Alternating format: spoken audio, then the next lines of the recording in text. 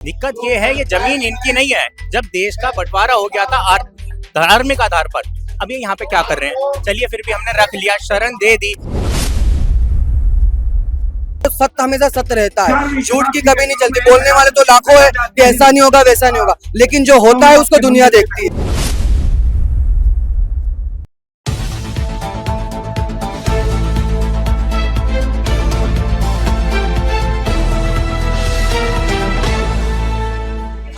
नमस्कार, मैं सगुन चौरसिया। मॉडर्निस्ट मीडिया नेटवर्क में आपका स्वागत है। मैं इस समय दिल्ली के जंतर मंतर पर मौजूद हूँ, जहां वक्फ बोर्ड को रद्द करने, पूरी तरीके से समाप्त करने के लिए कई संगठनों द्वारा महापंचायत का आयोजन हुआ है, जिसमें वक्फ बोर्ड की संपत्ति को राष्ट्र को सौंपने के लिए मांगे उठाई जा रही है। कई संगठनों द्वारा और नागरिकों द्वारा ये मांगे उठाई जा रही है। तो चलिए जानते हैं यहाँ मौजूद लोगों से और संगठन के लोगों से कि उनकी सरकार से क्या गुहार है और सरकार उनकी कब तक सुनेगी।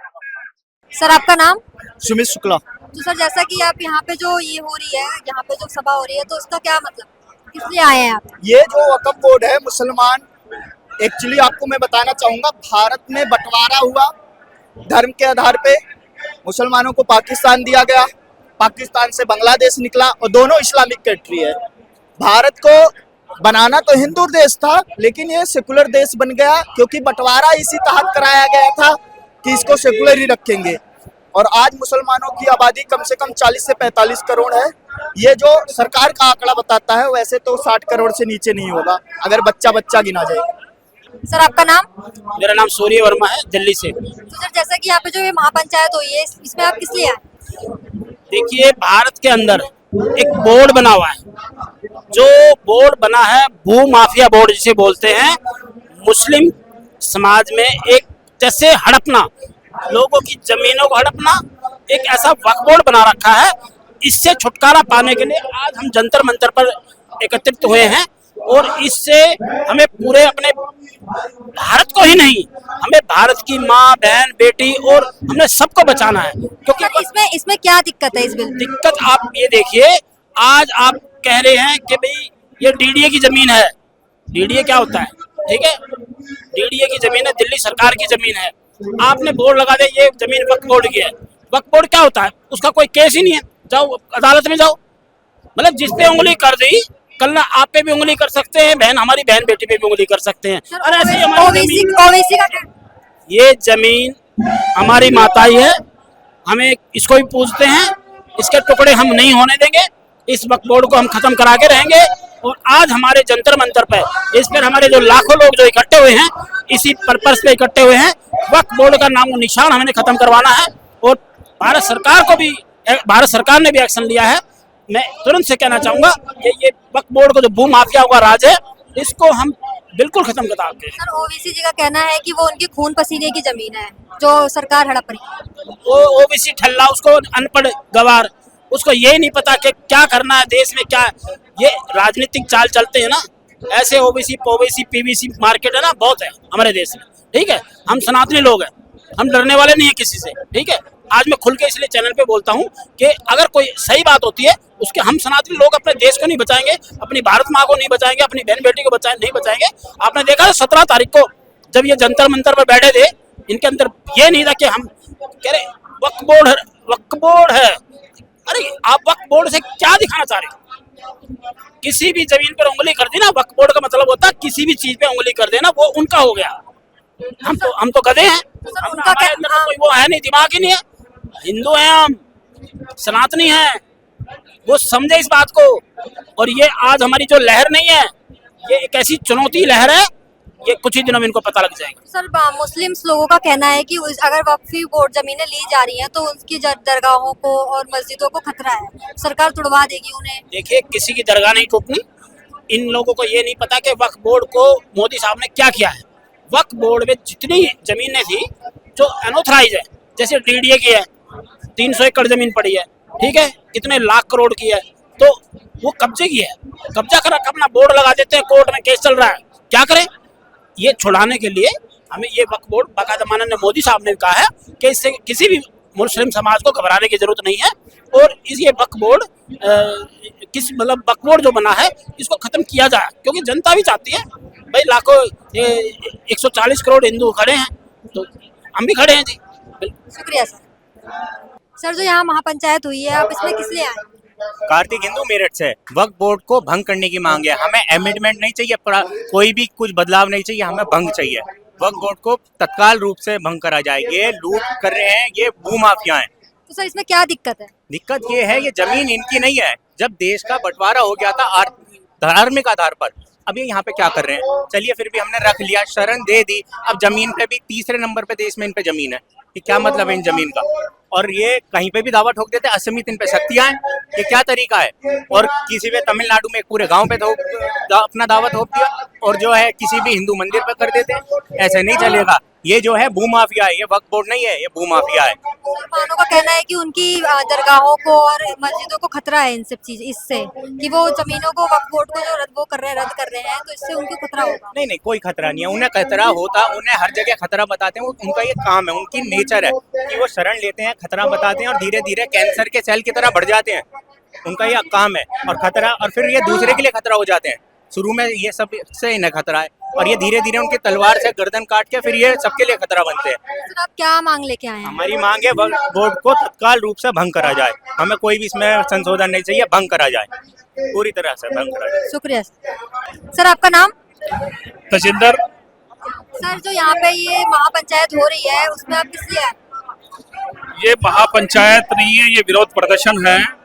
ये वक्फ बोर्ड के नाम से जो एक संगठन और भूमाफियाओं का संगठन चल रहा है, उन्होंने जो भी जमीनें हैं वक्फ बोर्ड के अंदर शामिल करके और उनका अपनी अनुसार गैर कानूनी तरीके से उन्होंने उसका इस्तेमाल करना शुरू किया है।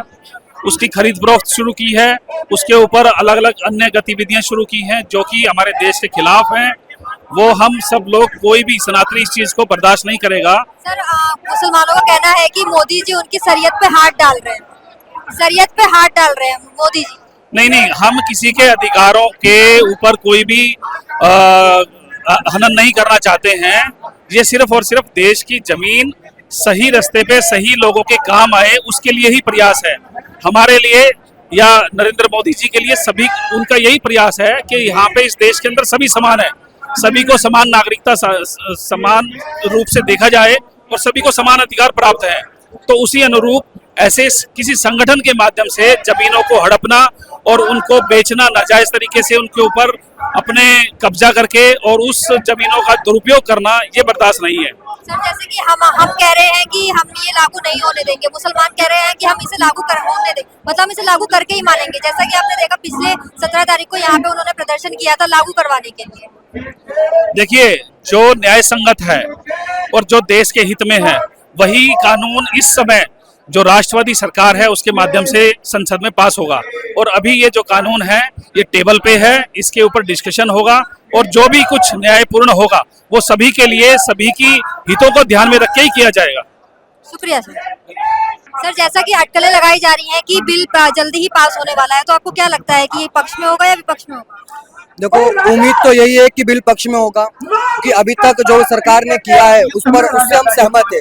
क्योंकि जब से सरकार चेंज हुई है, जो सरकार हिंदूवादी सरकार आई है, तो उनसे हमें सहमत है। क्योंकि उन्होंने जो सच्चाई थी उनका साथ दिया, जो गलत चीज जिस पर ऑलरेडी कब्जा हो रखा था उसको उन्होंने रद्द किया है। जो नाम चेंज हुए थे मुगलों के जमाने में, उनको नाम को उन्होंने चेंज किया। हमें दिल से भरोसा है सरकार हमारे को जो फैसला लाएगी उनसे कुछ हद तक सहमत रहेंगे, अगर हमारे पक्ष में आता है तो। अगर पक्ष में नहीं आता है तो हमारे जो बड़े लोग हैं वो जो फैसला करेंगे उसके ऊपर हम सहमत रहेंगे। और अगर ये नहीं मानेंगे तो जैसा हमें आगे से ऑर्डर मिलेगा उस हिसाब से हम अपने हिसाब से आंदोलन करेंगे। मुस्लिमों का कहना है कि हम इसे रद्द नहीं होने देंगे। जैसे कि मालूम है 17 तारीख को यहाँ पे उन्होंने प्रदर्शन किया था और उसके अगेंस्ट। देखो, उन्होंने तो बाबरी मस्जिद पे भी कहा था कि कोई किसी की हिम्मत नहीं है कि आकर के ये इसको तोड़ के दिखा दे, लेकिन जो हुआ वो पूरी दुनिया ने देखा है। समझ रहे हो? तो ऐसे कई चीजें हैं जिस पर उन्होंने दावा किया है, लेकिन सत्य का हर कोई साथ देता है और सत्य हमेशा सत्य रहता है। झूठ की कभी नहीं चलती। बोलने वाले तो लाखों है कि ऐसा नहीं होगा वैसा नहीं होगा, लेकिन जो होता है उसको दुनिया देखती है। और आज के टाइम में हर हिंदू जाग चुका है। जो बात से होगा तो ठीक है, नहीं तो जो आगे से हमें कहेंगे आंदोलन करेंगे, शांतिपूर्वक करेंगे और अपना हक हम लेकर रहेंगे। ओवैसी का कहना है कि सरकार उनके सीनों पे गोलियां चला रही है, उनकी मस्जिदें, दरगाहें सब खतरे में है। देखो, ऐसा है किसी की मस्जिद खतरे में नहीं नहीं है, जो कब्जा करी हुई चीज है वो तो हटेगी, चाहे वो मंदिर हो या मस्जिद हो। खतरे में कोई नहीं, इतने सालों से मुसलमान रह रहा है, किसी हिंदू ने किसी पर पत्थर नहीं चलाए, किसी हिंदू ने किसी को परेशान नहीं किया। जहाँ 100% आबादी है मुस्लिमों की, वहाँ कोई हिंदू सुरक्षित नहीं है। लेकिन आज देख लो कोई भी एरिया में जाकर के, जहाँ हिंदू आबादी वहाँ मुस्लिम आराम से रहता है, दुकान खोलकर बैठता है, अपने फैमिली के साथ रहता है, उसको एक पल की भी कोई परेशानी नहीं होती। तो जो हिंदू होता है ना बहन, वो दिल का बहुत साफ होता है और उनके अंदर इंसानियत सबसे बड़ी चीज होती है। बाकी मैं यहाँ से आप देख सकते हो कि यहाँ का माहौल क्या चल रहा है। बाकी हम आए हुए हैं, इसका हक हम लेकर रहेंगे, वक्फ बोर्ड खत्म करके रहेंगे, चाहे हमें कुछ भी करना पड़े। तो मुसलमानों का ये भी कहना है कि उनकी स्वतंत्रता का हनन हो रहा है इस कानून से। तो बताए ना क्या चीज का आलंगर हुआ? क्या जितनी भी ये सरकार ने पॉलिसी बनाई है क्या मुस्लिमों को नहीं मिली? यूपी में देख लो 2.5 लाख रुपए हर मुसलमान को मिले। कहीं क्या जो राशन बढ़ता है क्या वो हिंदू खाता है? क्या मुस्लिम नहीं खाता है? रोड पर क्या हिंदू चलता है, मुस्लिम नहीं चलता है? जितने भी अस्पताल है, गवर्नमेंट के अस्पताल है, जो स्कूल है, क्या हिंदू अकेला पढ़ता है, मुस्लिम नहीं पढ़ता है? ये तो सिर्फ नफरत की राजनीति है, जो लोग भड़काऊ भाषण देकर मुस्लिमों को भड़काने की कोशिश करते हैं। हम किसी के विरोध में नहीं है, हम हक की लड़ाई लड़ने आए हैं और जो वक्फ बोर्ड है उसको खत्म करके लिए जाएंगे। ये काला कानून है जो हिंदुओं की जमीन पर कब्जा कर करके उनको बेघर कर रहा है। आने वाले टाइम में किसी भी घर पर ये दावा ठोक देंगे कि ये घर हमारा, आज अंबानी के घर पर ठोक दिया, कल ये रेलवे स्टेशन पे ठोक देंगे, कल ये किसी भी जगह पे ठोक देंगे। तो हम ये काले कानून को चलने नहीं देंगे, चाहे हमें यहाँ पर काफी टाइम तक बैठना रहे, कुछ भी करना पड़े, वो हम करेंगे। शुक्रिया सर। अब अटकलें लगाई जा रही है कि वक्फ बिल जल्द पेश हो सकता है। प्रदर्शनकारियों की ये मांगे सरकार तक पहुंचती है या नहीं, अब ये देखना दिलचस्प होगा कि सरकार इस पे क्या कदम उठाती है। आगे की अपडेट हम आप तक पहुंचाते रहेंगे। कमेंट करके अपनी राय जरूर बताएं। तब तक के लिए बने रहे मॉडर्निस्ट मीडिया नेटवर्क के साथ।